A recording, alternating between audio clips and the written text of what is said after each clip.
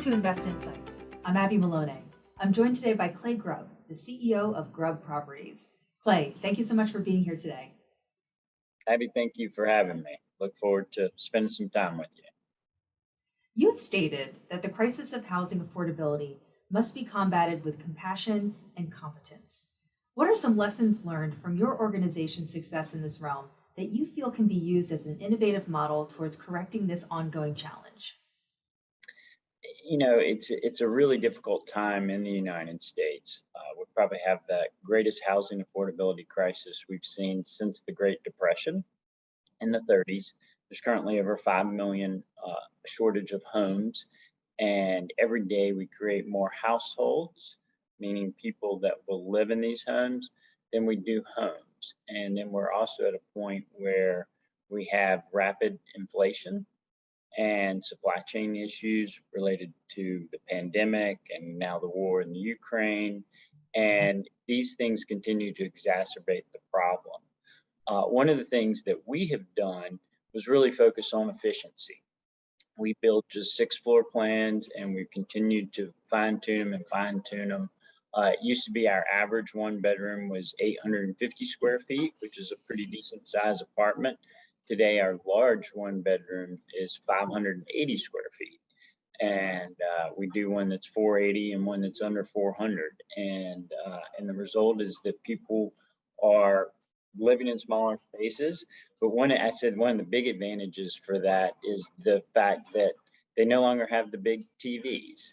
And so designing for a 3-foot deep TV was a critical component of every home. And today, this generation doesn't have TVs, but we continue to do a lot in this space. And, one of the things I think that's most pioneering for us has been that we cap people's rents after 5 years of living with us. And we cap at the CPI index. And so it really creates a sense of loyalty and longevity. And it reduces our turnover costs and actually makes us more profitable while helping out a lot of folks that, are permanent renters at this juncture. Very interesting. I'm sure that model is very desirable amongst your tenants. It has been. I mean, at the end of this summer, I think we had almost 400 families on that program. Wow.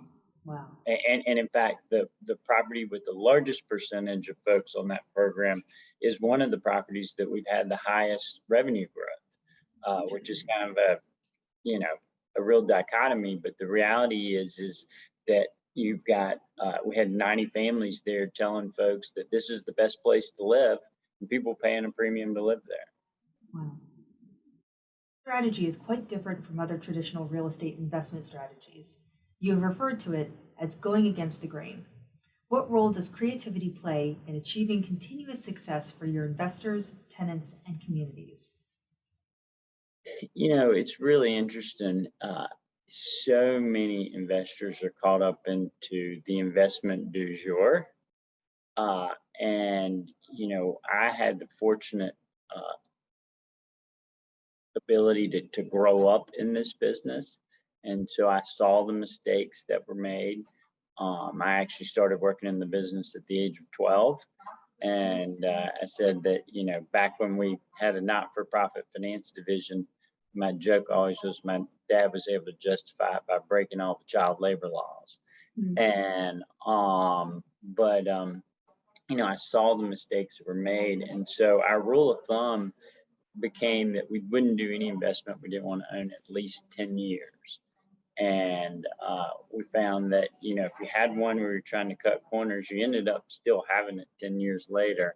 But if you had one you were really focused on the long term, you had options if you wanted to get out early. And so that's really led us.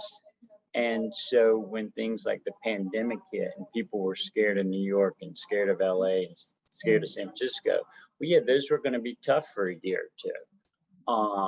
But, with that 10-year focus, we were able to move in aggressively into those markets. We now have over a dozen developments either underway or about to start in just those 3 markets.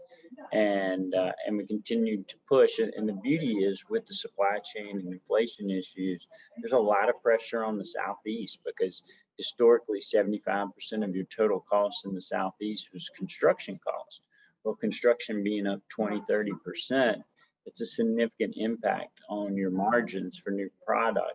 Whereas in these other gateway markets, construction cost is more like 35% of the total cost.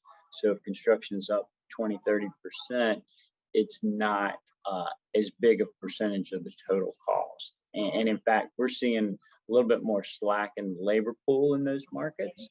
So it's not as much pressure. Hey, this season is about creativity, and you've just given us some wonderful observation on creativity externally. But let's go internally. What are some unique ways that you are fostering creative thinking across Grubb Properties?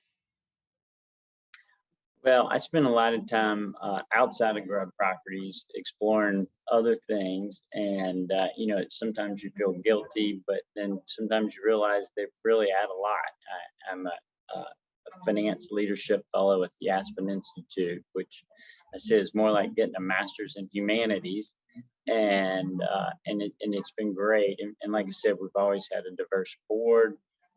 We continue to explore new ideas. We're actually doing a retreat in a couple of weeks at the McCall Center for Visual Arts. And halfway through our strategic planning session, we're actually going to have an artist come in and we'll spend an hour and a half, I think, working on printmaking. I Interesting. say that I have any artist ability, but I think we really do find that the creativity is critical to, making it fun. And fun is a key aspect to any successful company. And we're very fortunate. Our team has been together a long time.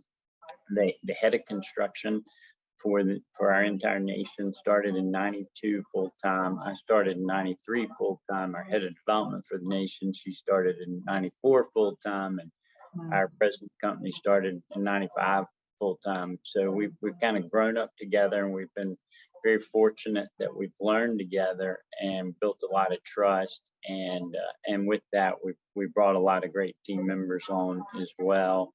And our newest hires have been a marketing exec out of Singapore, a brand manager out of LA. Hmm. And so we try to bring a lot of diversity to the table and make it fun. Yeah, because without fun, what's the point?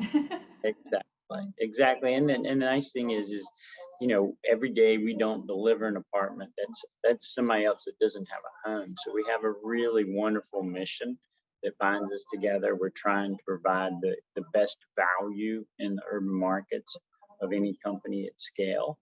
And that's a very resilient investment.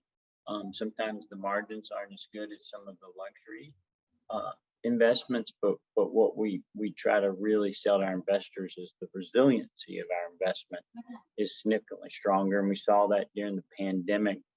The headline in April of 2020 is one third of America doesn't pay rent.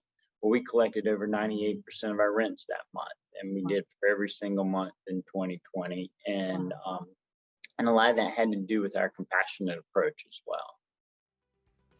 Well, thank you again, Clay. That was Clay Grubb, the CEO of Grubb Properties. If you enjoyed this video, don't forget to like and subscribe to our channel to hear more CEOs and thought leaders share their opinions and advice on today's business climate.